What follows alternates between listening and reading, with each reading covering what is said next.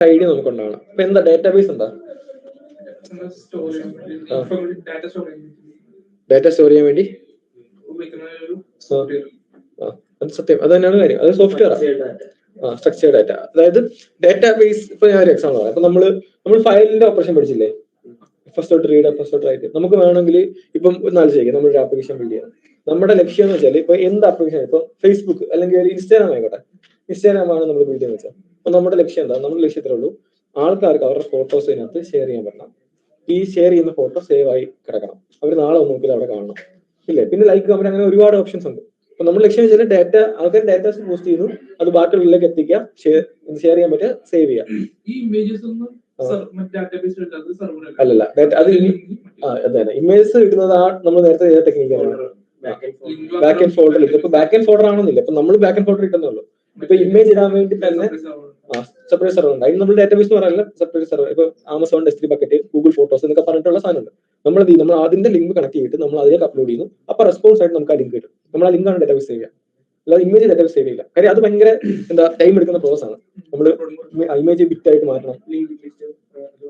Link list പോലല്ല അത്. Link list എന്ന് പറയുന്നത് ഡാറ്റ സ്ട്രക്ചർ ആണ്. ഇപ്പൊ ഇതിനകത്ത് ഇപ്പൊ ഓരോ ഡാറ്റാബേസിൽ അത് പല രീതിയായിരിക്കും ചെയ്യുന്നത്. ഇപ്പൊ നമ്മുടെ ജെയ്സന്റെ കേസിലാണ്, സോറി, നമ്മുടെ ബേസിന്റെ കേസ്, അതായത് നമ്മുടെ ഈ MongoDB എന്ന് പറഞ്ഞിട്ടുള്ള ഡാറ്റാബേസിന്റെ കേസ്, ബേസ് എന്ന് പറയുന്ന സ്ട്രക്ചർ ഉണ്ട്. അത് നമ്മൾ ഇടുന്ന ഡാറ്റയെ ഫുൾ കൺവേർട്ട് ചെയ്ത് ഒരു സ്ട്രക്ചറിലോട്ട് മാറ്റും. ഇത് അവിടെയാണ് സേവ് ചെയ്യുക. അപ്പൊ അവർ ഇമേജ് ഹാൻഡിൽ ചെയ്യുന്ന വേറെ ടെക്നിക്കില്ല. അപ്പൊ ഇത് ഭയങ്കര പ്രോസസ്. ഇമേജ് നമ്മൾ എടുക്കണം, കൺവേർട്ട് ചെയ്യണം. 10 MB ഇമേജ് ആണെങ്കിൽ എത്ര ടൈം എടുക്കും, അല്ലേ? അതിന് വരെ നമ്മൾ കൺവേർട്ട് ചെയ്യുന്നില്ല, ഡയറക്റ്റ് ഇമേജ് എടുക്കുന്നു, നേരെ കൊണ്ടുവന്ന് സേവ് ചെയ്ത് നോക്കുന്നു എന്നാണെങ്കിൽ ആ ഒരു പ്രശ്നമില്ല. ഡാറ്റാബേസ് ചെയ്യാൻ പറ്റില്ല. അതാണ് നമ്മൾ ഇതിനെ ആശ്രയിക്കുന്നത്. ഓക്കെ, അപ്പൊ ഇവിടെ ഡാറ്റാബേസ് എന്ന് പറഞ്ഞിട്ടുള്ളൂ. ഇപ്പൊ നമ്മൾ പറഞ്ഞത് എന്താ വെച്ചാൽ, ഇപ്പൊ എന്താ ചെയ്യുക, ഡാറ്റ സേവ് ചെയ്ത് നോക്കാം. ഇതാണ് നമ്മുടെ ഐഡിയ. ഓക്കെ ആണല്ലോ. അപ്പം ഒരു സർവർ എന്ന് പറഞ്ഞൊരു പ്രോഗ്രാം ഉണ്ട്. സർവർ പ്രോഗ്രാം, നമ്മളിപ്പോ ഈ എക്സ്പ്രസ് വരുന്ന ഒരു പ്രോഗ്രാം. ഈ പ്രോഗ്രാം ആണ് ഒരു കമ്പ്യൂട്ടറിനകത്താണ് ആണല്ലോ. അപ്പൊ നമുക്ക് വേണമെങ്കിൽ ഈ ഇടുന്ന ഡാറ്റാസ് ഒക്കെ ആ പ്രോഗ്രാമിനകത്ത് അറേ ക്രിയേറ്റ് ചെയ്തിട്ട് ഡാറ്റ സ്റ്റോർ ചെയ്യാം. ഇപ്പൊ ഒരു യൂസർ ഡാറ്റ പോസ്റ്റ് ചെയ്യും. ഓക്കെ, അത് ഒബ്ജക്റ്റ് ആയിട്ടായിരിക്കും. അതായത് അതിനൊരു ഇമേജ് കാണും, അല്ലെ? ചിലപ്പോൾ അതിനകത്ത് അയാളുടെ ഐഡി കാണും, പിന്നെ എന്തെങ്കിലും അയാളുടെ ക്യാപ്ഷൻ കാണും, ഇല്ല, അങ്ങനെ കുറെ ഓപ്ഷൻസ് ഉണ്ടാവും. അപ്പൊ നമുക്ക് വേണമെങ്കിൽ എന്ത് ചെയ്യാം, ഒരു അറക്കകത്ത് ഓരോരോ ഒബ്ജക്റ്റ് ആയിട്ട് സേവ് ചെയ്യാം. ഇപ്പൊ ഞാൻ പോസ്റ്റ് ചെയ്യുന്നു, അപ്പൊ എന്റെ പോസ്റ്റ് എല്ലാം ഒരു അറക്കകത്ത് ഇങ്ങനെ സേവ് ചെയ്യാൻ സാർ, അങ്ങനെ സേവ് ചെയ്യാം. അപ്പൊ അങ്ങനെ സേവ് ചെയ്യുമ്പോൾ പ്രശ്നം, ഡാറ്റ സേവ് ആയി. ഒരു പ്രശ്നം എന്താ വെച്ചാൽ, എപ്പോഴെങ്കിലും നമ്മുടെ ഈ സെർവർ ക്രാഷ് ആയിരുന്നു, സെർവർ ക്രാഷ്, നമ്മുടെ അറയാണ് ചെയ്തേക്കണം, നമ്മുടെ പ്രോഗ്രാമിനകത്തുള്ള കോഡിനകത്തുള്ള അറ. അപ്പൊ ക്രാഷ് ആയി, നമ്മൾ റീസ്റ്റാർട്ട് ചെയ്യുമ്പോൾ എന്ത് വരും, ഈ അറ പിന്നെയും ഇനിഷ്യലൈസ് ആവും, അറയിലുള്ള എല്ലാ ഡേറ്റയും. അപ്പൊ അറയിലുള്ള ഡേറ്റ കൊടുക്കുന്നത്. അപ്പൊ അങ്ങനെ ഡാറ്റ പോവുകയാണെങ്കിൽ നമുക്ക് പിന്നെ അതിനെ ആക്സസ് ചെയ്യാൻ പറ്റില്ല. പോയി, ഡാറ്റ പോയി, ഇല്ലേ? അപ്പൊ അതാണ് അറയുടെ പ്രശ്നം. ഒക്കെയാണല്ലോ. ഇനി ഒരു ഫയൽ ആണെന്ന് വെച്ചാൽ നമ്മൾ ഫയലിലേക്കാണ് ചെയ്യുക. അപ്പൊ നമുക്ക് ഇങ്ങനെ അറേ ചെയ്യാൻ പറ്റില്ല. അപ്പൊ നമുക്ക് വേണമെങ്കിൽ ഫയൽ ചെയ്യാം. ഒരു ഫയലിന്റെ ഗുണം എന്താ, കമ്പ്യൂട്ടർ ഓഫ് ആക്കിയാലും ഓൺ ആക്കുമ്പോൾ ഫയൽ ഡാറ്റ അവിടെ കാണും, ഇല്ല, അത് പോകത്തില്ല. ഓക്കെ, അപ്പൊ നമ്മൾ ഫയലിലേക്ക് ചെയ്യുകയാണെങ്കിൽ പ്രശ്നം വെച്ചാൽ, ഫയൽ റീഡ് ചെയ്യാൻ റൈറ്റ് ചെയ്യാൻ നമ്മൾ നോക്കിയില്ലേ, അത് നല്ല ടാസ്ക്കാണ്. നമ്മൾ അത്രയും കോഡ്, അത്രയും കോഡ് വേണം, റീഡ് ചെയ്യണം. എന്താ ചെയ്യുക, നമ്മൾ ഫയലിൽ എടുത്തു കൺവേർട്ട് ചെയ്തു, അങ്ങനെ ചെയ്തേ. ഒരു സോറി ആണെങ്കിൽ നമ്മൾ ആദ്യമേ ഫയലിലേക്ക് സേവ് ചെയ്തു. ഇത്രയും കോഡില്ല, DB ഒരു ലൈനേ ഉള്ളൂ കോഡ്. അതാണ് അതിന്റെ ഏറ്റവും ഗുണം. കോഡ് മാത്രമല്ല, അവിടെ നടക്കുന്ന പ്രോസസ് നമ്മൾ ചെയ്യുക. ഒരു ഫയലിലേക്ക് നമ്മൾ റൈറ്റ് ചെയ്യണം, ഒരു ഡാറ്റ യൂസർ അയക്കുന്നു, നമ്മൾ എന്ത് ചെയ്യുന്നു, നമ്മൾ അതിനെ കൺവേർട്ട് ചെയ്ത് സ്ട്രിംഗ് ആക്കുന്നു, എന്നിട്ട് അതിനെ എൻകോഡ് ചെയ്ത് നമ്മൾ റൈറ്റ് ചെയ്യണം. പിന്നെ നമുക്ക് എന്ത് ചെയ്യണം, അതിനെ അപ്ഡേറ്റ് ചെയ്യണം. നമ്മൾ ആദ്യം ഫയലുള്ള ഫുൾ ഡാറ്റ എടുക്കും. 100 ഡാറ്റ, 1000 ഡാറ്റ ഉണ്ടെങ്കിൽ 1000 ഡാറ്റ എടുക്കും, 10,000 ഡാറ്റ 10,000 ഡാറ്റ എടുക്കും, എന്നിട്ട് കൺവേർട്ട് ചെയ്ത് അറയാക്കണം, എന്നിട്ട് ഇത് പുഷ് ചെയ്യണം, എന്നിട്ട് പിന്നെ കൺവേർട്ട് ചെയ്യണം, ഇല്ലേ? അപ്പൊ അത്രയും പ്രോസസ് നടക്കുക. അപ്പൊ ഫയലിലേക്ക് റീഡ് ചെയ്യാൻ എന്ന് പറയുന്നത് ഭയങ്കര എക്സ്പെൻസീവ് ആണ്, അത്രയും ടൈം എടുക്കുന്ന ഒരു പ്രോസസ്സാണ്, ഇല്ലേ? അപ്പൊ അത് എന്താ എഫിഷ്യന്റ് അല്ല എന്ന് പറയാം. അപ്പൊ നമുക്ക് ഫയൽ ഉപയോഗിച്ചിട്ട് കാര്യമില്ല. ഫയൽ ഉപയോഗിച്ചാൽ ഈ പ്രശ്നമുണ്ട്. ഫയൽ ഉപയോഗിച്ചാൽ ഡാറ്റ സേഫ് ആണ്, കമ്പ്യൂട്ടർ എന്ത് ചെയ്താലും ഓഫ് ആയി പോയാലും കുഴപ്പമില്ല, റീസെറ്റ് ആയാലും കുഴപ്പമില്ല, ഫയൽ ഡാറ്റ ആണ്. പക്ഷേ ഇതാണ് പ്രശ്നം.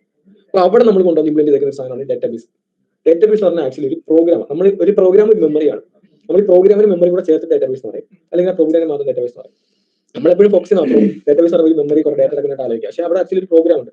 മെമ്മറി എന്ന് പറഞ്ഞാൽ കമ്പ്യൂട്ടർ മെമ്മറി ആണ്. ഓക്കെ ഉള്ളത്. അപ്പൊ നമ്മൾ ഒരു പ്രോഗ്രാം എന്ത് ചെയ്തു, ബിൽഡ് ചെയ്തു, റൺ ചെയ്യുന്ന കമ്പ്യൂട്ടറിലായിരിക്കല്ലോ. ആ കമ്പ്യൂട്ടർ മെമ്മറിയാണ്. ആ കമ്പ്യൂട്ടറിൽ നമ്മൾ ഡാറ്റാബേസ് എന്ന് പറഞ്ഞ പ്രോഗ്രാം ഇൻസ്റ്റാൾ ചെയ്യും. അങ്ങനത്തെ പ്രോഗ്രാമാണ് ഈ MongoDB, അല്ലെങ്കിൽ MySQL, PostgreSQL, ഇങ്ങനെ കുറെ ഉണ്ട്, അങ്ങനെ ഒരുപാടുണ്ട്. ഒക്കെയാണല്ലോ ഡാറ്റാബേസുകളുണ്ട്. ഈ പ്രോഗ്രാം നമ്മൾ ഇൻസ്റ്റാൾ ചെയ്തിട്ട് നമ്മൾ ഈ പ്രോഗ്രാം നമ്മുടെ കമ്പ്യൂട്ടർ റൺ ചെയ്യും. ഓക്കെ ആണല്ലോ. എന്നിട്ട് നമ്മൾ എന്ത് ചെയ്യും, നമ്മൾ ഇതുപോലെ ഈ ബാക്കിൽ നിന്ന് ഫ്രണ്ടിൽ നിന്ന് ഇഷ്യൂ ഡാറ്റ സെൻഡ് ചെയ്യുന്നു, പോസ്റ്റ്മാനിൽ ഡാറ്റ സെൻഡ് ചെയ്യുന്ന വെച്ചാൽ ആ ഡാറ്റ ബാക്കിൽ വരും. നമ്മൾ ഈ ബാക്കിൽ വന്ന ഡാറ്റ എടുത്തിട്ട് നമ്മൾ എന്ത് ചെയ്യും, ഈ ഡാറ്റാബേസിലേക്ക് ആ പ്രോഗ്രാമിലേക്ക് കൈമാറും. അപ്പൊ ഈ പ്രോഗ്രാം എന്ത് വെച്ചാൽ ഈ ഡാറ്റ ഒരു ലൈബ്രറിയും ബുക്ക് എടുക്കത്തില്ലേ. ഇപ്പൊ നമ്മൾ ഒരു റൂം വെച്ചാൽ റൂം നടക്കുന്നു, ആ റൂമിൽ നമ്മൾ ചുമ്മാ കുറെ ബുക്ക് കൊടുക്കുന്ന വെച്ചാൽ കുറെ, ഇപ്പൊ 1,00,000 ബുക്ക് ചുമ്മാ കിട്ടും. നമുക്ക് ഏതെങ്കിലും പർട്ടിക്കുലർ ബുക്ക് വേണം. ഒക്കെ ആണല്ലോ. നമ്മൾ എന്ത് ചെയ്യും, നമ്മൾ പോയിട്ട് എല്ലാം തരണം, ഇല്ലേ? അതിന് പകരം നമ്മളെല്ലാം ഇപ്പൊ എന്താ അതിന്റെ അതന്നെ നമ്മളിപ്പോ ഓരോന്ന് ഇപ്പൊ എന്താ നോവൽ, ഇല്ലേ, സയൻസ് ഫിക്ഷൻ ഒക്കെ പറഞ്ഞ സെക്ഷൻ ആയിട്ട് കാറ്റഗറൈസ് ചെയ്ത് നമ്മളിങ്ങനെ അടുക്കി വെക്കുവാണെങ്കിൽ നമുക്ക് പെട്ടെന്ന് എന്ത് ചെയ്യാം, എടുക്കാം. പിന്നെ അതിന്റെ ബുക്കിന്റെ പുറയിലും പേര് കാണും. അപ്പൊ അത് പെട്ടെന്ന് പോയിട്ടൊക്കെ ഇതാണ് ബുക്ക് പെട്ടെന്ന് എടുക്കാൻ പറ്റും, അല്ലേ? ആ മറ്റേതിന് എടുത്തതിന്റെ 100 രൂപ 50 വേണ്ട എടുക്കാൻ. എന്ന് പറഞ്ഞ പ്രോസസ് പോലെയാണ് ഡാറ്റാബേസിൽ ഈ പ്രോഗ്രാം ഡാറ്റാബേസ് പ്രോഗ്രാം ഡാറ്റ എടുക്കുന്നത്. ഒരുപാട് ടെക്നിക്സ് ഉണ്ട്, അത് യൂസ് ചെയ്യുന്നത് ഇൻഡെക്സിംഗ് എന്ന് പറഞ്ഞ കുറെ ടെക്നിക് ഉണ്ട്. ടെക്നിക്കുകൾ ഉപയോഗിച്ചിട്ടാണ് ഇവർ എന്ത് ചെയ്യുക, ഡാറ്റ സേവ് ചെയ്യുക. അപ്പൊ നമുക്ക് പെട്ടെന്ന് ഡാറ്റ ആണ് ഇൻസ്റ്റന്റ്ലി അത് എടുത്തോണ്ട് തരാൻ പറ്റും. അത് ആ രീതിയിലാണ് അതിനെ സ്റ്റോർ ചെയ്യുന്നത്. ഓക്കെ, ഇപ്പൊ 1,00,000 നമുക്ക് ഫ്ലിപ്കാർട്ട് ഒക്കെ കളിച്ചു നോക്കിയാൽ നമ്മൾ സെർച്ച് ചെയ്യുന്നു, നമ്മൾ ഫോണിൽ സെർച്ച് ചെയ്യുമ്പോൾ നമുക്ക് തരണം 1,00,000 പ്രോഡക്റ്റ് ആണ് അതിനകത്ത്, അത് കൂടുതലുണ്ടാവും ഇല്ലേ. ആ പ്രോഡക്റ്റുകളിനകത്തൊന്ന് ഫോൺ എന്ന് പറഞ്ഞ കീവേഡ് മാച്ച് ചെയ്യുന്ന ഡാറ്റ മാത്രം നമുക്ക് വേണം ഇല്ലേ. അത് മാത്രമായിട്ട് നമുക്ക് എടുക്കണമെങ്കിൽ എന്ത് ചെയ്യണം, ഇത് ഒരുപാട് പണി ചെയ്യണം. അവിടെ 1,00,000 ഡാറ്റയ്ക്കകത്തൂടെ പോയിട്ട് അതിനകത്തുള്ള ഫോൺസ് മാത്രം എടുത്തോണ്ട് അപ്പൊ അതൊക്കെ ഇതിന് ഡിക്ഷണറി ചെയ്യാൻ പറ്റും. ഓക്കെ ആണല്ലോ. അതിന്റെ കാര്യം എന്താ, അവർ ആ ഒരു ടെക്നിക്കിലാണ് ഇൻവെന്റ് ചെയ്തേക്കുന്നത്. അപ്പൊ അതിനാണ് നമ്മൾ ഡാറ്റാബേസ് യൂസ് ചെയ്യുന്നത്. ഏറ്റവും ഫാസ്റ്റ് ആയിട്ട് ഡാറ്റ റിട്രീവ് ചെയ്യുക, സ്റ്റോർ ചെയ്യുക, അപ്ഡേറ്റ് ചെയ്യുക, ഡിലീറ്റ് ചെയ്യുക. ഇതാണ് correct operation. Create, read, update, delete. ഇതാണ് നമ്മുടെ ഓപ്പറേഷൻസ്. എന്ത് പറഞ്ഞാലും ഇത്രയുള്ള ഓപ്പറേഷൻ. ഓക്കെ, ഈ ഓപ്പറേഷൻസ് നമ്മൾ എന്ത് ചെയ്യുക, ഏറ്റവും ബെറ്റർ ആയിട്ട് ചെയ്യാൻ വേണ്ടിയാണ് നമ്മൾ എന്ത് ചെയ്യുന്നത്, ഡാറ്റാബേസ് ഉപയോഗിക്കുന്നത്. അപ്പൊ ഡാറ്റാബേസിൽ അവർ പല രീതിയിലുള്ള ടെക്നിക്സുകൾ യൂസ് ചെയ്തിട്ടുണ്ട്. ഓരോ ഡാറ്റാബേസിനും അതിനനുസരിച്ചുള്ള സ്പീഡ് ഉണ്ട്. ഓക്കെ ആണല്ലോ.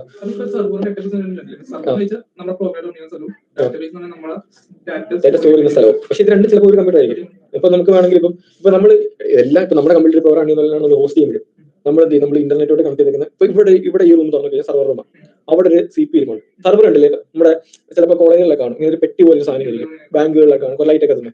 അതെന്ന് പറഞ്ഞൊരു CP വലിയൊരു CP സർവറാണ്. അതിനകത്ത് എന്താ മെമ്മറി ഉണ്ട്, റാം ഉണ്ട്, എല്ലാം ഉണ്ട്. അതുപോലെ തന്നെ എന്താ നെറ്റ് കണക്റ്റാണ്. അതിങ്ങനെ ഫുൾ ടൈം ഓൺ ആയിരിക്കും. അതിനകത്താണ് നമ്മുടെ ഈ കമ്പ്യൂട്ടർ റൺ ചെയ്യുന്ന പോലെ തന്നെ അതിനകത്ത് ഈ പ്രോഗ്രാം റണ്ണായിക്കൊണ്ടിരിക്കും. എന്നിട്ട് അതിനകത്ത് തന്നെയാണ് ഡാറ്റാബേസ് പ്രോഗ്രാം ഉള്ളത്. അതിന്റെ മെമ്മറി തന്നെയാണ് ഡാറ്റാബേസ് പ്രോഗ്രാം ഡാറ്റ അടിക്കുക വെക്കുന്നത്. നമ്മൾ റിക്വസ്റ്റ് ചെയ്യുമ്പോൾ ഈ പ്രോഗ്രാം എന്ത് ചെയ്യും, ഈ പ്രോഗ്രാം റിക്വസ്റ്റ് മനസ്സിലാവും, എന്തെങ്കിലും റിക്വസ്റ്റ് ഗെറ്റ് ചെയ്യാനുള്ളതാണ്, പോസ്റ്റ് ചെയ്യാനുള്ളതാണ്. എന്നിട്ട് എന്ത് ചെയ്യും, ഗെറ്റ് ചെയ്യാനുള്ളതാണെങ്കിൽ അതിനകത്ത് എന്ത് ചെയ്യും, ഈ പ്രോഗ്രാം പോയിട്ട് ഡാറ്റാബേസിൽ നിന്ന് ഡാറ്റ എടുത്തിട്ട് ഇതാണ് സംഭവിക്കുന്നത് ഉള്ളൂ. ഇതാണ് ആ പരിപാടി. ഓക്കെ, അപ്പൊ അവിടെ അത് അടുക്കി വെക്കാനൊക്കെയാണ് നമ്മൾ ഈ ഡാറ്റാബേസ് ഉപയോഗിക്കുന്നത്. ഓക്കെ ആണല്ലോ. അപ്പൊ ഇത് വായിച്ചേ. Database is A structured collection of data that is organized in a way that it can be easily accessed, managed and updated. Database plays a crucial role in modern application for storing and retrieving data efficiently. There are two main types of database. Okay, ഈ പറഞ്ഞായിരുന്നാണ് ഇവിടെ പറയുന്നത്.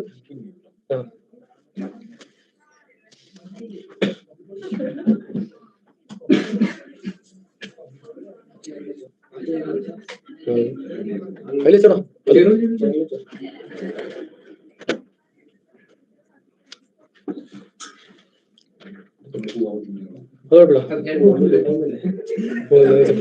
Okay. ഇപ്പൊ ഇവിടെ രണ്ട് type of database ഉണ്ട്. Main ആയിട്ട് നമ്മുടെ database ആകെ ലോകത്തുള്ള ഡാറ്റാബേസിലെല്ലാം രണ്ട് ടൈപ്പ് ആയിട്ട് തിരിച്ചിട്ടുണ്ട്. ഓക്കെ, ഒന്നാണ് SQL അല്ലെങ്കിൽ റിലേഷൻ ഡാറ്റാബേസ് ആണ്. അത് പഠിച്ചിട്ടുണ്ടോ? റിലേഷൻ ഡാറ്റാബേസിനും റിലേഷൻ ഡാറ്റാബേസിനും കേട്ടുണ്ടോ? അതായത് രണ്ട് ടൈപ്പ് ഓഫ് ഡാറ്റാബേസ് ആണല്ലോ, റിലേഷൻ ഡാറ്റാബേസും നോൺ റിലേഷൻ ഡാറ്റാബേസും.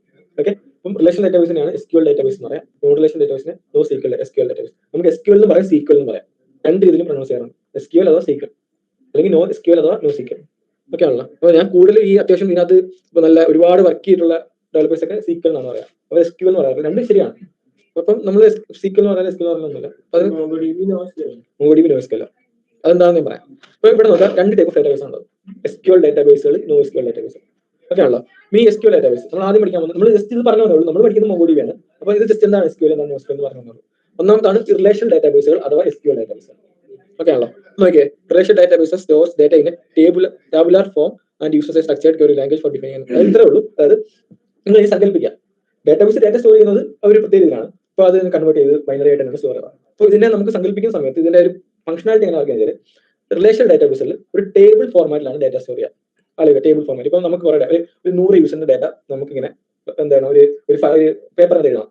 ഓക്കെ ആണല്ലോ. അപ്പൊ നമുക്ക് എങ്ങനെയൊക്കെ എഴുതാം, അങ്ങനെ എഴുതാം. നമുക്ക് വേണമെങ്കിൽ 1 നമ്പർ ഇട്ടിട്ട് യൂസറിന്റെ പേര്, യൂസർ എന്നിട്ട് കോളം ഇട്ടിട്ട് പേര് എന്നിട്ട് അങ്ങനെ എഴുതാം ഇല്ലേ. അല്ലെങ്കിൽ എന്ത് ചെയ്യാം, നമുക്ക് വേണമെങ്കിൽ ഒബ്ജക്റ്റ് ആയിട്ട് ബ്രാക്കറ്റ് ഇട്ട് എഴുതാം, ഇല്ലെങ്കിൽ പല രീതി എഴുതാം. പക്ഷെ നമുക്ക് വേണമെങ്കിൽ ടേബിൾ ആയിട്ട് എഴുതാമല്ലോ.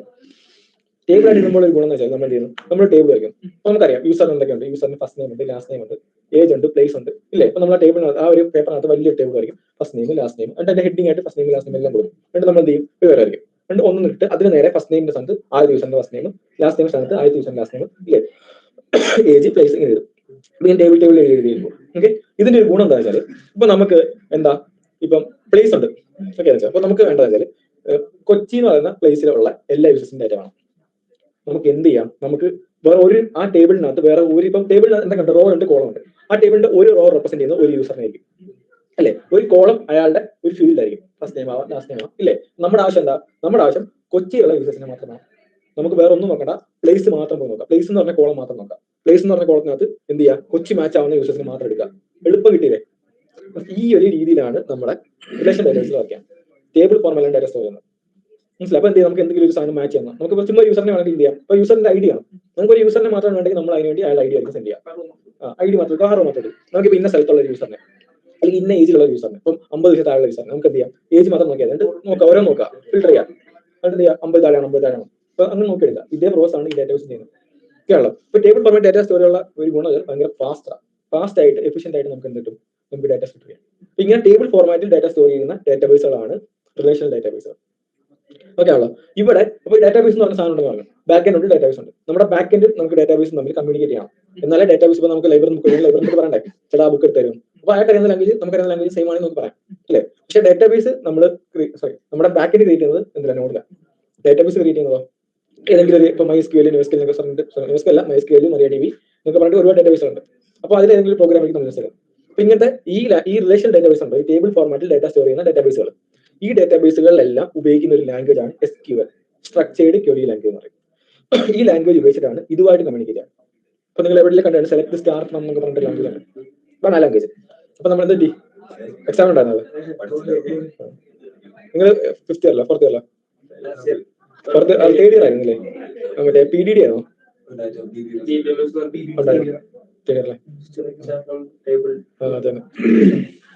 അപ്പൊ അതന്നെ.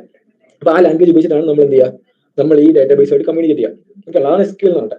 അപ്പൊ നമ്മൾ സാധാരണ ഇപ്പൊ നമ്മളിപ്പം എന്താ ജാവാസ്ക്രിപ്റ്റ് പഠിച്ചു, റിയാക്ട് പഠിച്ചു ഇല്ലേ, അങ്ങനെ ഒന്നും പഠിച്ചു തന്നിട്ട് ഇനി നമുക്ക് എന്ത് പഠിക്കണം, SQL പഠിച്ചാൽ ഈ ഡാറ്റാബേസുമായിട്ട് കമ്മ്യൂണിക്കേറ്റ് ചെയ്യണം. അപ്പം നമ്മൾ ആ റിലേഷൻ ഡാറ്റാബേസിലാണ് പോകുമെങ്കിൽ നിങ്ങൾ SQL എന്തായാലും നിർബന്ധമായിട്ട് പഠിക്കണം. ഓക്കെ ഉള്ള ആ സ്ട്രക്ചർ പക്ഷേ നമ്മൾ കമ്പനികളൊക്കെ ചെയ്യുന്ന സമയത്ത് SQL ഉണ്ടെങ്കിലും നമുക്ക് ആക്ച്വലി നമ്മളിപ്പം ഒരു പാക്കേജ് ഉപയോഗിച്ചിട്ടാണ് ഡാറ്റാബേസുമായിട്ട് കണക്ട് ചെയ്യുക. ഇപ്പം നമ്മൾ ഉപയോഗിക്കാൻ പോകുന്നത് PostgreSQL എന്ന് പറയുന്ന ഡാറ്റാബേസ് ആണ്. അപ്പൊ PG admin എന്ന് പറഞ്ഞിട്ട് ഒരു സാധനമുണ്ട്, ഒരു പാക്കേജ് ഉണ്ട്. ഇപ്പം PGSQL2 എന്നാണ് അതിന്റെ പേര്. ആ പാക്കേജ് നമ്മൾ ഇൻസ്റ്റാൾ ചെയ്യുകയാണെങ്കിൽ പിന്നെ ആ പാക്കേജ് നമ്മുടെ എക്സ്പ്രസ് ആപ്ലിക്കേഷൻ നമ്മൾ ഇൻസ്റ്റാൾ ചെയ്യും. ഇനി നമുക്ക് വേണമെങ്കിൽ ജാവാസ്ക്രിപ്റ്റിൽ കോഡ് എഴുതാം. അപ്പൊ ഈ പാക്കേജ് അതിനെ ക്ലിയർ ആയിട്ട് കൺവേർട്ട് ചെയ്യും, എന്നിട്ട് നമുക്ക് ഡാറ്റാബേസ് എടുക്കാം. അങ്ങനെ ചെയ്യാൻ പറ്റും. അപ്പൊ നമ്മൾ SQL പഠിക്കേണ്ട ആവശ്യമില്ല. എന്നാൽ പോലും നമ്മൾ കുറച്ചുകൂടെ അത്യാവശ്യം നല്ല രീതിയിൽ ഡെവലപ്പ് ചെയ്യുന്ന സമയത്ത് ഈ പാക്കേജിന് ഒരു പരിധിയുണ്ട്, അത് കുറയ്ക്കാൻ ഉപയോഗിക്കും. അതിന് പരിധിയുണ്ട്, നമുക്ക് അത് ഉപയോഗിക്കാൻ ഒരു പരിധിയുണ്ട്. അത് നമുക്ക് ചില ലോജിക്ക് നമുക്ക് അത് ചെയ്യാൻ പറ്റില്ല. അപ്പൊ നമ്മൾ തന്നെ എന്ത് ചെയ്യണം, SQL ചെയ്യണം. അപ്പൊ SQL അറിഞ്ഞിരിക്കണം. ആക്ച്വലി അതാണ് യൂസ് ചെയ്യുന്നത്. അപ്പം ഇത്രേ ഉള്ളൂ. ഈ റിലേഷൻ ഡാറ്റാബേസുകളിൽ ഉപയോഗിക്കുന്ന ലാംഗ്വേജ് ആണ് SQL. നമ്മളിപ്പോൾ പഠിക്കുന്നത്, കാര്യം നമുക്ക് NoSQL ആണല്ലോ, നമ്മുടെ സിലബസിൽ NoSQL ആണ്. പക്ഷെ നിങ്ങൾക്ക് SQL പഠിക്കാൻ വേണ്ടി SQL വേറെ സൈറ്റ് ഉണ്ട്, നല്ല സൈറ്റാണ്. ഇതിനകത്ത് ബേസിക്സ് തൊട്ട് ഓരോന്നും നമുക്ക് പഠിക്കാം. ഇവിടെ സബ്മിറ്റ് ചെയ്ത് നോക്കാം, റിസൾട്ട് കാണാം. അതൊരു ടേബിളാണ്, ഇതൊരു എക്സാമ്പിൾ ടേബിളാണ്. അങ്ങനെ നമുക്ക് പഠിക്കാൻ പറ്റും. നിങ്ങൾ ഇത് പഠിച്ചു കഴിഞ്ഞാൽ ഇത് നോക്കുന്നത് നല്ലതാണ്, എളുപ്പം മനസ്സിലാവും. പിന്നെ നിങ്ങൾ പഠിച്ചു കഴിഞ്ഞിട്ട് പിന്നെ കുറഞ്ഞ കഴിഞ്ഞിട്ട് റെഫറൻസിന് വേണ്ടി ഇത് ഉപയോഗിക്കാം. ഓക്കെ ആണല്ലോ. അപ്പൊ ഇതിന്റെ എക്സാമ്പിൾസ് ആണ് ഇവിടെ പറയുന്നുണ്ടോ, data is organised into tables and relationship can be established between different tables. ഇതെന്താണെന്ന് ഞാൻ പറയാം. റിലേഷൻ കുറച്ചുകൂടെ കഴിയുമ്പോൾ നമുക്ക് മോംഗോസ് പഠിക്കുന്ന സമയത്ത് അത് പറഞ്ഞുതരാം. ഇതിനകത്ത് MySQL, PostgreSQL, Oracle, SQL Server എന്ന് പറഞ്ഞിട്ട് ഒരുപാട് റിലേഷണൽ ഡാറ്റാബേസുകളുണ്ട്. അതിന്റെ പ്രോഗ്രാംസ് ആണ് ഇതൊക്കെ. അതായത് MySQL എന്ന് പറയുന്ന ഒരു പ്രോഗ്രാമാണ്, അല്ലെങ്കിൽ PostgreSQL എന്ന് പറഞ്ഞൊരു പ്രോഗ്രാം, MariaDB എന്ന് പറഞ്ഞൊരു പ്രോഗ്രാം, Oracle എന്ന് പറഞ്ഞ പ്രോഗ്രാം. ഇതൊക്കെ നമുക്ക് ഇൻസ്റ്റാൾ ചെയ്യാം. ഇതെല്ലാം വർക്ക് ചെയ്യുന്ന SQL ന്റെ ബേസിലാണ്. ഇതെല്ലാം ഡിഫറെന്റ് ഡാറ്റാബേസ് പ്രോഗ്രാമുകളാണ്. നമ്മൾ ഏത് വേണമെങ്കിലും നമുക്ക് ഇൻസ്റ്റാൾ ചെയ്യാം, നമുക്ക് വർക്ക് ചെയ്യാം. ഓക്കെ. അടുത്താണ് NoSQL അഥവാ NoSQL ഡാറ്റാബേസ്. ഈ NoSQL ഡാറ്റാബേസുകൾ എന്താണെന്ന് വെച്ചാൽ ഇവിടെ ഇത് നമുക്കറിയാം, SQL ഉണ്ട്. SQL ഫാസ്റ്റർ ആണ്, അടിപൊളി സാധനമാണ്. അപ്പൊ പിന്നെ എന്തെങ്കിലും നമ്മൾ NoSQL ഉപയോഗിക്കണം ഇല്ല, നമുക്ക് SQL ഉണ്ടല്ലോ. SQL ഡാറ്റാബേസുകളുണ്ട്. ഇപ്പൊ SQL ഡാറ്റാബേസുകളുടെ മെയിൻ പ്രത്യേകത ഉള്ളൂ, ടേബിൾ ഫോർമാറ്റിലാണ് ഡാറ്റ സ്റ്റോർ ചെയ്യുക. NoSQL ഡാറ്റാബേസിൽ ടേബിൾ ഫോർമാറ്റിലല്ല. ചില NoSQL ഡാറ്റാബേസിൽ ടേബിൾ ഫോർമാറ്റിൽ യൂസ് ചെയ്യുന്നുണ്ട്, ചിലരല്ല. ഇപ്പൊ SQL ഡാറ്റാബേസ് പറഞ്ഞാൽ SQL ലാംഗ്വേജ് ഉപയോഗിച്ച് ടേബിൾ ഫോർമാറ്റിൽ നമ്മൾ ഡാറ്റ സ്റ്റോർ ചെയ്യാൻ വേണ്ടി അല്ലെങ്കിൽ ചെയ്യുന്ന ഡാറ്റാബേസാണ് SQL ഡാറ്റാബേസ്. NoSQL എന്ന് പറയുമ്പോൾ നമ്മൾ ഉപയോഗിക്കുന്ന ലാംഗ്വേജ് SQL അല്ല. NoSQL എന്ന് പറഞ്ഞ ലാംഗ്വേജ് ഇല്ല, SQL അല്ല, വേറെ ഏതെങ്കിലും ലാംഗ്വേജ് ആവാം. അപ്പം NoSQL തന്നെ ഒരുപാട് ഡാറ്റാബേസുകളുണ്ട്. അതിൽ പല ഡാറ്റാബേസുകളിലും പല ലാംഗ്വേജാണ് ഉപയോഗിക്കാം. ഓക്കെ ആണല്ലോ. അപ്പൊ അവിടെ ഇതാവണം നിർബന്ധമില്ല, SQL ആവണം നിർബന്ധമില്ല, അവിടെ വേറെ ഏതെങ്കിലും ലാംഗ്വേജ്. മനസ്സിലായോ? അങ്ങനെയാണ് ഇത് വർക്ക് ചെയ്യുക. ഓക്കെ. അപ്പൊ എന്തുകൊണ്ട് NoSQL ഡാറ്റാബേസുകൾ? ഓക്കെ, ഇത് ക്വസ്റ്റൻ ആണല്ലോ. ഇപ്പൊ എന്താ ചെയ്യുക, നിങ്ങൾ ഫ്ലിപ്കാർട്ട് പോലത്തെ ഒരു ആപ്ലിക്കേഷൻ ബിൽഡ് ചെയ്യുന്നത്. ഇപ്പൊ ഫ്ലിപ്കാർട്ട് എന്ന് പറഞ്ഞ ആപ്ലിക്കേഷൻ നോക്കുകയാണെങ്കിൽ SQL ഡാറ്റാബേസ് ഉണ്ട്, NoSQL ഉണ്ട്. പല പാർട്ടിന് അവർ പല ഡാറ്റാബേസ് ഉപയോഗിച്ചിരിക്കും. ഇപ്പൊ യൂസറിനെ സ്റ്റോർ ചെയ്യാൻ SQL ആയിരിക്കും, പ്രൊഡക്റ്റ് സ്റ്റോർ ചെയ്യാൻ NoSQL ആയിരിക്കും. ഓക്കെ, അങ്ങനെയാണ് അവർ ഇത് ബിൽഡ് ചെയ്തത്. അപ്പൊ അവിടെ NoSQL ഡാറ്റാബേസ് ഇപ്പൊ അവിടെ എന്താ ചെയ്യുക, നിങ്ങൾ പ്രൊഡക്റ്റ് നിങ്ങൾ യൂസ് ചെയ്യണം. നിങ്ങൾ ചെയ്യാൻ വെച്ചാൽ നിങ്ങൾ ആദ്യത്തുള്ളൂ, നിങ്ങളുടെ ആപ്ലിക്കേഷൻ ഫ്ലിപ്കാർട്ട് ഒരു ആപ്ലിക്കേഷൻ ആണ്, അവിടെ നിങ്ങൾക്ക് പ്രൊഡക്റ്റിനെ സ്റ്റോർ ചെയ്യണം. ഓക്കെ. ഇപ്പം പ്രൊഡക്റ്റ് സ്റ്റോർ ചെയ്യുന്ന സമയത്ത് പ്രൊഡക്റ്റ് സ്റ്റോർ ചെയ്യുന്ന സമയത്ത് ശരി, നിങ്ങൾ ഉപയോഗിക്കാൻ പോകുന്ന SQL ഡാറ്റാബേസ് ആണെന്ന് വെച്ചാൽ, അപ്പം അവിടെ നിങ്ങൾക്ക് ഒരു പ്രശ്നം ഉണ്ടാവും. അതെന്താ ഞാൻ പറയാം, അതായത് ഇത്രേ ഉള്ളൂ. ശരി, അതായത് ഇത്രേ ഉള്ളൂ. എന്തുകൊണ്ടാണ് ഇപ്പൊ നമ്മൾ ഒരു കമ്പനി ചെല്ലുമ്പോൾ നിങ്ങൾ ക്വസ്റ്റൻ ചോദിക്കാം, എന്തുകൊണ്ട് നിങ്ങൾ NoSQL ഡാറ്റാബേസ് എവിടെ ഉപയോഗിക്കണം? ഓക്കെ. അപ്പൊ അതെന്താണ് ഞാൻ പറയുന്നത്. അപ്പം ഇപ്പൊ പ്രൊഡക്റ്റ് സ്റ്റോർ ചെയ്യുന്നു. അപ്പോൾ ഒരു എന്താ ചെയ്യുക, നമ്മുടെ ഫ്ലിപ്കാർട്ട് എന്ന് പറയുന്ന ആ ഒരു ആപ്ലിക്കേഷനകത്ത് എന്തോരം വൈഡ് വെറൈറ്റി ഓഫ് പ്രൊഡക്ട്സ് ഉണ്ട്. ഫോൺ എൻ്റയർലി ഡിഫറെന്റ് ആണ് ബെഡ്ഷീറ്റ്. ഫോണും ബെഡ്ഷീറ്റും തമ്മിൽ ഒത്തിരി വ്യത്യാസമുണ്ട് ഇല്ലേ. പിന്നെ അതുപോലെ വേറെ കിച്ചൺ അപ്ലയൻസസോ ഇല്ലേ, അല്ലെങ്കിൽ കുറെ സാധനമുണ്ട്, ക്ലോത്ത് ഇല്ലേ, അല്ലെങ്കിൽ പിന്നെ അങ്ങനെ ഒരുപാട് സാധനം ഉണ്ടാവും. അപ്പൊ ഇത് പറയാൻ കാര്യം വെച്ചാൽ നിങ്ങൾ അവിടെ ടേബിൾ ഫോർമാറ്റിൽ ഡാറ്റ സ്റ്റോർ ചെയ്യുന്നത്. ഓക്കെ, അപ്പോൾ ഫസ്റ്റ് നിങ്ങൾ എടുക്കുന്നു ഓക്കെ എന്താ മൊബൈൽ ഫോൺ ഇപ്പം S23. അപ്പൊ നിങ്ങൾ എന്തൊക്കെ ഫീൽഡിൽ എന്തൊക്കെ വരുമായിരിക്കും, ഓരോന്നല്ല മൊത്തത്തിൽ ഒരു ടേബിൾ ആണ് കളിക്കുന്നത്. അപ്പൊ നമ്മൾ പ്രൊഡക്റ്റ് എന്തൊക്കെയായിരിക്കും നിങ്ങൾ ഫീൽഡ് കൊടുക്കാൻ പോകുന്നത്, പ്രൊഡക്റ്റ് എന്ന് വരയ്ക്കുക. എന്തൊക്കെയായിരിക്കും നെയിം, പ്രൈസ്, ഇതെല്ലാം കോമൺ. പ്രൈസ് വേറെ ഉണ്ടാവും, ഡിസ്ക്രിപ്ഷൻ, വേറെ സ്റ്റോക്ക് ഉണ്ടാവും. ഓക്കെ, കാറ്റഗറി, കൗണ്ട്, അത് ക്വാണ്ടിറ്റി അല്ലേ, കൗണ്ട്. പിന്നെ വേറെ ഉണ്ടാവും, പിന്നെ മൊബൈൽ റേറ്റിംഗ് ഉണ്ടാവും. അപ്പൊ മൊബൈൽ ഫോൺ വരുമ്പോഴത്തേക്ക് അതിനകത്ത് സ്പെക്കും കാണും ഇല്ലേ, ചിലപ്പോൾ റാം ഇല്ലേ, അങ്ങനെ കുറെ ഫീൽഡ് റാം ഉണ്ടാവും. പിന്നെ വേറെ എന്താ പ്രൊസസർ ഉണ്ടാവും, കളറ്, ഡിസ്പ്ലേ, അങ്ങനെ ഒരുപാട് ഫീൽഡ് ഉണ്ടാവും. അപ്പൊ നമ്മുടെ ടേബിൾ വരച്ച് അപ്പൊ നമ്മൾ ആദ്യം ആഡ് ചെയ്യുന്നു നമ്മുടെ ഒരു മൊബൈൽ ഫോൺ. രണ്ടാമത്തെ ബെഡ്ഷീറ്റ് ആണ്. അപ്പം നെയിം, പ്രൈസ്, ഡിസ്ക്രിപ്ഷൻ എല്ലാം ഉണ്ട്, കളർ ഒക്കെ. റാം എന്ത് ചെയ്യും, ടേബിൾ വരച്ചു. ടേബിൾ അതിന്റെ ഒരു ഫീൽഡ് നമുക്ക് ഒരെണ്ണത്തിന് മാത്രമായിട്ട് ഒഴിവാക്കാൻ പറ്റില്ല. അവിടെ ആ ഫീൽഡ് കാണും, നമുക്ക് അവിടെ നള്ളിടാം ഇല്ലേ. അപ്പൊ ഇങ്ങനെ 1 ലക്ഷം പ്രൊഡക്റ്റ് വരുമ്പോഴത്തേക്കും ഡിഫറെന്റ് പ്രൊഡക്റ്റ് ആവില്ല. അപ്പൊ ഇതിന് കുറെ നള്ള് വരും, അത് കുറെ സ്പേസ് വരുന്നത്. നള്ളെന്ന് പറഞ്ഞാൽ അവിടെ സ്പേസാ, അവിടെ നളന്നിട്ട് അവിടെ ആ ഒരു സ്പേസ് നമ്മൾ ഉപയോഗിച്ചു, അവിടെ കിടക്കുന്നത് നള്ളാണ് ഇല്ലേ. അപ്പൊ അങ്ങനെ ഒരുപാട് സ്പേസ് അവിടെ പോകും ഇല്ലേ. അതായത് നമ്മുടെ ഒരുപാട് വെറുതെ മെമ്മറി സ്പേസ് വേസ്റ്റ് ആവും. അപ്പൊ അതൊരു എഫിഷ്യന്റ് വേണം. നമ്മളൊരു SQL ഡാറ്റാബേസ് ആണ് ഉപയോഗിക്കുന്നെങ്കിൽ നമ്മൾ ഓൾറെഡി ടേബിൾ വരയ്ക്കണം ആദ്യം തന്നെ, നമ്മൾ എല്ലാ ഫീൽഡ് വേണം ഇല്ലേ. അപ്പം ബെഡ്ഷീറ്റ് വരുമ്പോൾ അതിന് വേണ്ടി ചിലപ്പോൾ ടൈപ്പ് അങ്ങനെ എന്തെങ്കിലും വേറെ ഫീൽഡ് കാണും, അതൊന്നും മൊബൈലിനുള്ള ഫീൽഡൊന്നും ബെഡ്ഷീറ്റിനല്ല. അങ്ങനെ പല ഒരുപാട് സമയം വലിയ ഫീൽഡായിട്ട് മാറും, കുറെ നള്ളും വരും. അപ്പൊ അത് അവിടെ ഉപയോഗിക്കുന്ന എഫിഷ്യന്റ് അല്ല. കാര്യം ഇവിടുത്തെ ഡാറ്റ സ്ട്രക്ചേർഡ് അല്ല. കാര്യം സ്ട്രക്ചേർഡ് എന്ന് പറയുമ്പോൾ എല്ലാ ഡാറ്റയ്ക്കും എല്ലാ ഫീൽഡും സെയിം തന്നെ, അത് സ്ട്രക്ചേർഡ് അല്ല. ഇപ്പൊ യൂസറിന്റെ കേസായിരിക്കും ഫസ്റ്റ് നെയിം ലാസ്റ്റ് നെയിം എല്ലാ യൂസേഴ്സിനും ഫസ്റ്റ് നെയിമാണ് ലാസ്റ്റ് നെയിമാണ് അഡ്രസ് ആണ് സെയിം ആണ്, എല്ലാം സെയിം പ്രൊഫൈലായിരിക്കും. അപ്പം എന്താ അവർക്കെല്ലാം സെയിം ആ ഒരു ഫീൽഡ് ആയിരിക്കും, ഡാറ്റ ആയിരിക്കും. അപ്പൊ അത് സ്ട്രക്ചേർഡ് ആണെന്ന് പറയാം. പക്ഷെ ചിലത് സ്ട്രക്ചേർഡ് ആയിരിക്കില്ല, സെമി സ്ട്രക്ചേർഡ് ആയിരിക്കും. അതായത് കുറച്ചൊക്കെ സെയിം ആയിരിക്കും, കുറച്ചൊക്കെ ഡിഫറെന്റ്. ചിലതൊക്കെ എന്തെങ്കിലും അൺസ്ട്രക്ചേർഡ് ആയിരിക്കും, മൊത്തത്തിൽ കംപ്ലീറ്റ്ലി ഡിഫറെന്റ് ആയിരിക്കും. ഇങ്ങനത്തെ ഡാറ്റാസ് നമുക്ക് ഹാൻഡിൽ ചെയ്യേണ്ടി വരാം. ഇപ്പൊ മൊബൈൽ ഫോണിന് വേണ്ടി മാത്രം ഒരു എന്താ ഡാറ്റാബേസ് അങ്ങനെ കൊടുക്കേണ്ടി വരും. അപ്പൊ അത് ബുദ്ധിമുട്ടാണ്. കാര്യം മൊബൈൽ ഫോൺ വന്നു കഴിഞ്ഞാൽ എങ്ങോട്ട് പോകണമെന്ന് തീരുമാനിക്കാൻ ഒരു സാധനം വെക്കാം. അതുകൊണ്ട് നമുക്ക് ഒറ്റ എഴുതാൻ പറ്റില്ല. മൊബൈൽ ഫോൺ ആണെങ്കിൽ മൊബൈൽ ഫോൺ ഇപ്പോൾ കണ്ടുപിടിക്കണം, അങ്ങോട്ട് വേണം ഇല്ലേ. ഇപ്പോൾ കുറെ ഡാറ്റാബേസുകൾ നമ്മൾ എഴുതിച്ചിട്ടുണ്ടെങ്കിൽ മൊബൈൽ ഫോൺ വരുമ്പോൾ മാത്രം ഓക്കെ അതാണ് ചെക്ക് ചെയ്യണം, അങ്ങോട്ട് വേണം. അങ്ങനെയൊക്കെ അത്ര എക്സ്ട്രാ നമ്മൾ അവിടെ ഒരു കാൽക്കുലേഷൻ ചെയ്യേണ്ടി വരും ഇല്ലേ. അപ്പൊ അതിന് പകരം നമുക്ക് ഉപയോഗിക്കാൻ പറ്റുന്ന ഡാറ്റാബേസുകളാണ് NoSQL ഡാറ്റാബേസ്. NoSQL ഡാറ്റാബേസിന്റെ പ്രത്യേകത ഇവിടെ ഒരു സ്ട്രക്ചർ ഇല്ല. അത് ആദ്യം തന്നെ നമ്മൾ ടേബിൾ വരയ്ക്കണ്ട, ടേബിൾ ഫോർമാറ്റ് അല്ല സ്റ്റോർ, അത്ര ടേബിൾ ഫോർമാറ്റ് അല്ല സ്റ്റോർ, വേറെ ഫോർമാറ്റാണ്. ഇപ്പൊ നമ്മുടെ MongoDBയുടെ കേസ് ആയിരിക്കുകയാണെങ്കിൽ ഇത് ടേബിൾ അല്ല, ടേബിൾ എന്ന് പറയുന്ന കൺസെപ്റ്റ് ഇല്ല. ഇതിനകത്ത് അതിന് പകരം ഒരു അറേയായിട്ട് ഉപയോഗിക്കാം. അതിന് പറഞ്ഞൊരു കളക്ഷൻ ആണ്. ഇവിടെ നമ്മൾ ജെയ്സൺ പോലെ അറയ്ക്കകത്ത് ഓരോ ഡേറ്റയും ഓരോ ഒബ്ജക്റ്റാണ്. അതുകൊണ്ട് തന്നെ ഫസ്റ്റ് ഒബ്ജക്റ്റിനകത്ത് 10 ഫീൽഡ് ഉണ്ടെങ്കിൽ രണ്ടാമത്തെ ഒബ്ജക്റ്റിനകത്ത് 5 ഫീൽഡ് മതി, നിർബന്ധമില്ല. അതായത് ടേബിൾ പോലെ സ്ട്രക്ചർ ഇല്ല ഇല്ലേ, എല്ലാം ഒരു സ്ട്രക്ചറിന്റെ കീഴിൽ എങ്ങനെ വേണം ചെയ്യാം. അപ്പൊ ഇവിടെ നമ്മൾ നേരത്തെ പറഞ്ഞു, ഇവിടെ നമ്മൾ ടേബിൾ ക്രിയേറ്റ് ചെയ്യും. ഇപ്പൊ നാളെ ഒരു ഡാറ്റാബേസ് എന്ന് പറഞ്ഞാൽ ഇപ്പൊ നമ്മൾ ഡാറ്റാബേസ് എടുക്കുന്നു. ഇപ്പൊ നമ്മുടെ ഇ-കൊമേഴ്സ് ആപ്ലിക്കേഷൻ ഡാറ്റാബേസ് ഇല്ല, ഇപ്പൊ ഇ-കോം എന്ന് അതിന്റെ പേര് കൊടുക്കും. അതിനകത്ത് പല ടേബിളുകളാണ്. ഇപ്പം ഒരു ആപ്ലിക്കേഷൻ എടുക്കുകയാണെങ്കിൽ അത് യൂസറിന്റെ ഡാറ്റ ആണ് അല്ലെ, പ്രൊഡക്റ്റ് കാണും ഇല്ല, അങ്ങനെ ഒരുപാട് കാണും. യൂസറും പ്രൊഡക്റ്റും എല്ലാം കൂടെ ഒന്നിച്ചാണ് ഇരുന്നതെന്ന് വെച്ചാൽ അപ്പം ഒരു യൂസറിന് കോൾ വന്നാൽ എല്ലാം കൂടെ ചേർന്ന് ഒരു 10 ലക്ഷം ഉണ്ടാകുന്ന വെച്ചാൽ ഡാറ്റ നമ്മളെല്ലാം നടക്കണം. അതുപോലെ യൂസറിനെ സെപ്പറേറ്റ്, പ്രൊഡക്റ്റിനെ separate, order separate, category separate. ഇങ്ങനെ നമ്മൾ ചെയ്യുകയാണെങ്കിൽ കാറ്റഗറിക്ക് വേണ്ടിയാണ് റിക്വസ്റ്റ് ചെയ്യുന്നത് കാറ്റഗറി ടേബിളിൽ പോയി തപ്പിയാൽ മതി ഇല്ലേ. പ്രൊഡക്റ്റിന് വേണ്ടിയാണെങ്കിൽ പ്രൊഡക്റ്റ് ടേബിളിൽ പോയി തപ്പിയാൽ മതി. അപ്പൊ ഇങ്ങനെ ഒരു ഡാറ്റാബേസിനകത്ത് ഒരുപാട് ടേബിൾസ് കാണും. ഒക്കെയാണല്ലോ, ടേബിൾസിനകത്താണ് ഓരോ ഡാറ്റ നമ്മൾ സ്റ്റോർ ചെയ്യുന്നത്. അവിടെ തന്നെ നമ്മൾ SQL ഉപയോഗിക്കണം, NoSQL ഉപയോഗിക്കണം എന്ന് തീരുമാനിക്കുന്നത് പ്രൊഡക്റ്റ് തന്നെ സ്ട്രക്ചേർഡ് ആണോ സെമി സ്ട്രക്ചേർഡ് ആണോ അൺസ്ട്രക്ചേർഡ് ആണോ നോക്കിയിട്ടാണ്. ഒക്കെയാണല്ലോ, അപ്പൊ പ്രൊഡക്റ്റ് ഉണ്ട്, അത് സ്ട്രക്ചേർഡ് അല്ല, യൂസർ ഉണ്ട് സ്ട്രക്ചേർഡ് ആണ്. അപ്പൊ എന്ത് ചെയ്യാം, യൂസറിന് വേണ്ടി നമുക്ക് SQL ഉപയോഗിക്കാം, പ്രൊഡക്റ്റിന് വേണ്ടി നമുക്ക് എന്ത് ഉപയോഗിക്കാം, NoSQL ഉപയോഗിക്കാം. ഇങ്ങനെയാണ് നമ്മൾ ബിൽഡ് ചെയ്യാം. ഒക്കെയാണല്ലോ, ഇപ്പം എല്ലാത്തിനും വേണ്ടി NoSQL ഉപയോഗിച്ചാലും കുഴപ്പമില്ല, എല്ലാത്തിനും വേണ്ടി SQL ഉപയോഗിച്ചാലും കുഴപ്പമില്ല. കുറച്ച് കോംപ്രമൈസസ് വേണ്ടി വരും. ഒക്കെയാണല്ലോ, ഒരു ഐഡിയ കിട്ടുന്നത് എങ്ങനെയാണ് വർക്ക് ചെയ്യാനുള്ളത്. ഓക്കെ, അപ്പൊ അവിടെ ടേബിൾ ഉണ്ട്, അവിടെ ഡാറ്റാബേസ് ഉണ്ട്, ടേബിൾ ഉണ്ട്. ടേബിളിനകത്തുള്ള ഓരോ റോ ആണ് എന്ത്, ഓരോ ഡാറ്റ. പ്രൊഡക്റ്റ് ടേബിൾ എടുത്താൽ പ്രൊഡക്റ്റ് ടേബിളിലെ ഒരു റോ എന്ന് പറഞ്ഞാൽ ഒരു പ്രൊഡക്റ്റ് ആയിരിക്കും, ഒരു കോളം എന്ന് പറഞ്ഞാൽ ഒരു ഫീൽഡ് ആയിരിക്കും. മനസ്സിലായത്? യൂസർ ടേബിൾ എടുത്താൽ ഒരു യൂസറിന്റെ ഡാറ്റ ഉണ്ടെങ്കിൽ ഒരു റോ തപ്പിയാൽ മതി. കോളം എന്താ, ഒരു യൂസറിന്റെ ഫീൽഡാണ്. കോളം എന്ന് പറഞ്ഞാൽ ഇതും, റോ എന്ന് പറഞ്ഞാൽ ഇതുമാണ്. ഹൊറിസോണ്ടലി ഉള്ളത് കോളം, റോ, വെർട്ടിക്കലി ഉള്ളത് കോളം. ഓക്കെ ആണല്ലോ, ഇതാണ്. ഇനി NoSQL കേസിൽ ഈ പറഞ്ഞ പോലെ ഇപ്പൊ നമ്മുടെ MongoDB പലതിൽ പലതാണ്. NoSQL ഇന്ന ഇപ്പൊ ടേബിളിൽ ഇപ്പം പറഞ്ഞു, ഇപ്പൊ NoSQL ആണെങ്കിൽ ടേബിൾ ആണെന്ന് പറഞ്ഞു. NoSQL അത് പലതാവാം, ഗ്രാഫായിട്ട് ചെയ്യുന്നുണ്ട്, ഓക്കെ, അറേറ്റ് ചെയ്യുന്നുണ്ട്, വേറെ പല രീതിയിൽ ചെയ്യുന്നുണ്ട്. ഓക്കെ ആണല്ലോ, പിന്നെ അങ്ങനെ ഒരുപാട് സാധനമുണ്ട്. ഈ കേസിൽ നമ്മുടെ MongoDB കേസിൽ ഇവിടെ അറേ ഓഫ് ഒബ്ജക്റ്റ് ആയിട്ടാണ് സ്റ്റോർ ചെയ്യുക. ഇവിടെ അറയ്ക്ക് പറയുന്ന പേര്, അവിടെ ടേബിൾ എന്ന് പറഞ്ഞില്ലേ, ഇവിടെ അതിന് പറയുന്നത് കളക്ഷൻ, യൂസർ കളക്ഷൻ. അതിനുവേണ്ടി യൂസറിന് അറിയണം യൂസർ കളക്ഷൻ. ഓക്കെ, ഞാൻ അറിയുന്ന പറഞ്ഞുള്ളൂ, ശരിക്കും പറഞ്ഞാൽ ഇത് വേറെ ഫോർമാറ്റ്, ബേസ് എന്ന് പറയുന്ന ഫോർമാറ്റാണ്. ഓക്കെ ആണല്ലോ, യൂസർ കളക്ഷൻ ഉണ്ടാവും, പ്രൊഡക്റ്റ് കളക്ഷൻ ഉണ്ടാവും, അതുപോലെ എന്താ ഓർഡർ കളക്ഷൻ ഉണ്ടാവും. ഇനി കളക്ഷനകത്ത് തന്നെ ഓരോ ഒബ്ജക്റ്റ് ഉണ്ട്, അതിന് പറയുന്ന ഒരു ഡോക്യുമെന്റ്. ഇവിടെ റോ എന്ന് പറയുന്നത് ഇവിടെ ഡോക്യുമെന്റ്. ഓരോ ഡോക്യുമെന്റ് റെപ്രസെന്റ് ചെയ്യുന്നത് ഒരു ഡാറ്റ ആയിരിക്കും, ഒരു യൂസറിന്റെ ഡോക്യുമെന്റ്.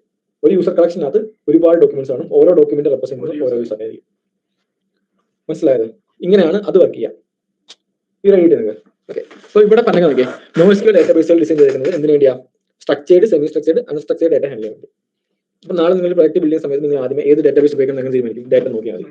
അതിനുള്ള ഡാറ്റ സ്ട്രക്ചേർഡ് ആണോ, സെമി സ്ട്രക്ചേർഡ് ആണോ, അൺസ്ട്രക്ചേർഡ് ആണോ അത് നോക്കിയിട്ട്, സ്ട്രക്ചർ ആണെങ്കിൽ നമുക്ക് കണ്ണടച്ച് എന്ത് ചെയ്യാം, SQL യൂസ് ചെയ്യാം. അൺസ്ട്രക്ചേർഡോ സെമി സ്ട്രക്ചേർഡോ ആണെങ്കിൽ നമ്മൾ NoSQL പോകേണ്ടി വരും. ഓക്കെ, പിന്നെ ഒപ്പിച്ച് ചെയ്യുന്നവരുണ്ട്. ഓക്കെ, എന്നാലും ഇപ്പൊ അത് നമ്മുടെ കമ്പനി പറയുന്നില്ല. അല്ല, ഒത്തിരി നാളായി. ഇതെന്ന് പറഞ്ഞാൽ അടുത്തൊന്നുമല്ല, ഉണ്ട്. നമുക്ക് 10-15 വർഷമായിരിക്കും. അത് ആദ്യമേ കുറെ നാൾ ഒരു ഇത് വന്ന ടൈമിൽ മൊത്തത്തിൽ SQL മാത്രമേ ഉണ്ടായിരുന്നു. പിന്നെ കുറെ കഴിഞ്ഞപ്പോഴാണ് NoSQL വന്നത്. പക്ഷെ വന്നിട്ട് നാളെ. Okay, day don't require. ഇപ്പൊ ഇവിടെ പറഞ്ഞ day don't require fixed schema. Schema എന്ന് പറഞ്ഞത്രേ ഉള്ളൂ ഒരു ഡാറ്റ എങ്ങനെ ഇരിക്കണം എന്നുള്ളത്. ഇപ്പൊ എന്താ പ്രൊഡക്റ്റ്, ഇപ്പം പ്രൊഡക്റ്റ് നമ്മൾ ടേബിൾ വരയ്ക്കാമെങ്കിൽ നമുക്ക് ഓൾറെഡി അറിയാം ഒരു പ്രൊഡക്റ്റ് എങ്ങനെ ഇരിക്കണം എന്ന് വെച്ചാൽ എന്തൊക്കെ ഫീൽഡ് ഉണ്ടാവണം. കാര്യം നമ്മൾ ആ ടേബിളിന്റെ മുകളിൽ ആദ്യം എഴുതി ഇല്ലേ, എന്താ നെയിം ഉണ്ടാവണം, പ്രൈസ് ഉണ്ടാവണം, ഇല്ല ഇതെല്ലാം നമ്മൾ എഴുതി. ഒരു പ്രൊഡക്റ്റ് ആഡ് ചെയ്യുന്ന സമയത്ത് എല്ലാം വേണം. ഇല്ലാത്ത സമയത്ത് നല്ല ഇടാം, പക്ഷെ ആ ഫീൽഡുണ്ട്. അതാണ് സ്കീമ എന്ന് പറഞ്ഞാൽ ഒരു ഡാറ്റ എങ്ങനെ ഇരിക്കണം. മനസ്സിലായി? അതാണ് സ്കീമ. അപ്പൊ നമ്മുടെ NoSQL ഡാറ്റാബേസിൽ നമുക്ക് സ്കീമ എഴുതേണ്ട ആവശ്യമില്ല. മനസ്സിലായി? കാര്യം എന്താ, എങ്ങനെ വേണം ഇരിക്കാം. ഇപ്പോൾ ഒരെണ്ണത്തിന് പ്രൈസ് ഉണ്ടാവും, അതിന് പ്രൈസ് ഉണ്ടാവില്ല, ഇഷ്ടമുള്ള രീതിയിൽ നമുക്ക് ചെയ്യാം. അപ്പൊ അതാണ് പറഞ്ഞിരിക്കുന്നത് they don't require fixed schema. ഒക്കെയാണല്ലോ. എക്സാമ്പിൾ ആണ് MongoDB, Cassandra, Redis, Couchbase എന്നൊക്കെ പറഞ്ഞിട്ട് ഒരുപാട് ഡാറ്റാബേസ് ഉണ്ട്. ഇതെല്ലാം പലയിടത്തും ഉപയോഗിക്കും. Cassandra ഒക്കെ നമ്മുടെ ഫേസ്ബുക്കിൽ ഉപയോഗിക്കുന്നുണ്ട്. Redis മിക്ക ആപ്ലിക്കേഷനിലുണ്ട്. ഒക്കെയാണല്ലോ. ഓക്കെ, അടുത്തത് നമ്മൾ പറഞ്ഞ തന്നെ SQL. ഓക്കെ, SQL എന്നാണ് ജസ്റ്റ് പറയുന്നത്. അപ്പൊ SQL എന്താണ് നമ്മൾ ജസ്റ്റ് എന്ന് പറഞ്ഞാൽ എന്താ, സ്ട്രക്ചേർഡ് ക്വറി ലാംഗ്വേജ്. എന്തിനു വേണ്ടി ഉപയോഗിക്കുന്നത്? സ്റ്റോർ ചെയ്യാൻ വേണ്ടിയല്ല. SQL എന്ന് പറഞ്ഞ ലാംഗ്വേജ് ആണ്, ക്വറി ചെയ്യാൻ വേണ്ടി. ആ ലാംഗ്വേജ് ഉപയോഗിച്ചാണ് നമ്മൾ ഡാറ്റാബേസോട് കമ്മ്യൂണിക്കേറ്റ് ചെയ്യുക. ഡാറ്റാബേസോട് ഡാറ്റ എടുക്കാൻ വേണ്ടി, അല്ലെങ്കിൽ പോസ്റ്റ് ചെയ്യാൻ വേണ്ടി, ക്രെഡിറ്റ് ഓപ്പറേഷന് വേണ്ടി. ഒന്ന് വായിച്ചേ.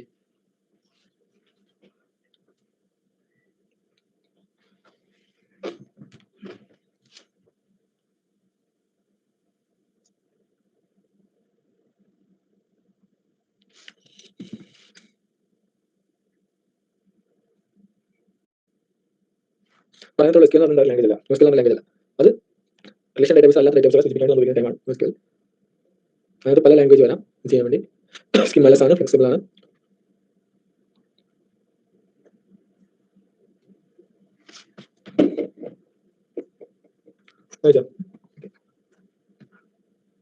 MongoDB ഒക്കെ ജാവാസ്ക്രിപ്റ്റ് ആയിരിക്കും. MongoDB എടുത്താൽ ജാവാസ്ക്രിപ്റ്റിന്റെ പോലെ ഇരിക്കുന്ന സിന്റാക്സ് ആണ് ഇതിന്റെ ക്വറി ലാംഗ്വേജ്.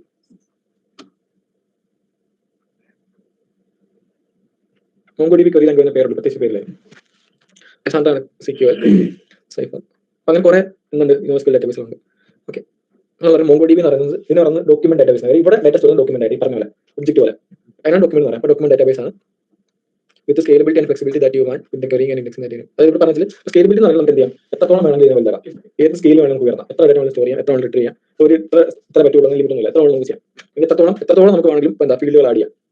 ഓക്കെ, ഫ്ലെക്സിബിലിറ്റി എന്ന് പറഞ്ഞാൽ നമുക്ക് എന്ത് ചെയ്യാം, നമുക്ക് എങ്ങനെ വേണമെങ്കിലും ചെയ്യാം. ഒരെണ്ണത്തിനകത്ത് 5 എണ്ണം, അടുത്തതിനകത്ത് 10 എണ്ണം, എങ്ങനെ വേണമെങ്കിലും ചെയ്യാം അല്ലേ. അതുപോലെ ക്വറിങ് ആൻഡ് ഇൻഡെക്സിംഗ് എന്ന് പറഞ്ഞാൽ നമുക്ക് വേണ്ട അതേ സ്പീഡിൽ ഇത് ചെയ്തു തരും. ഒക്കെയാണ്. ഇപ്പൊ SQL ഡാറ്റാബേസിൽ ഞാൻ പറഞ്ഞപ്പോൾ ഇപ്പൊ SQL NoSQL നമ്മൾ നോക്കുവാണെങ്കിൽ SQL ആണ് സ്പീഡ് പോലെ. കാര്യം ആ ടേബിൾ ഫോർമാറ്റ് ആയാലും പെട്ടെന്ന് എടുക്കാൻ പറ്റും. ഓക്കെയാണല്ലോ, അതാണ് സ്പീഡ് പോലെ. അപ്പം ഇവിടെ ഈ MongoDB അവർ കുറെ ടെക്നിക്കൽ ഇൻഡെക്സിംഗ് എന്ന് പറഞ്ഞിട്ട് കുറെ ആഡിംഗ് എന്ന് പറഞ്ഞിട്ട് ടെക്നിക്കൽ ആഡ് ചെയ്തിട്ട് ഇവർ അതേപോലെ തന്നെ ഫാസ്റ്റ് ആക്കി എടുത്തിട്ടുണ്ട്. ഓക്കെ, അതുകൊണ്ടാണ് MongoDBക്ക് ഇത്രയും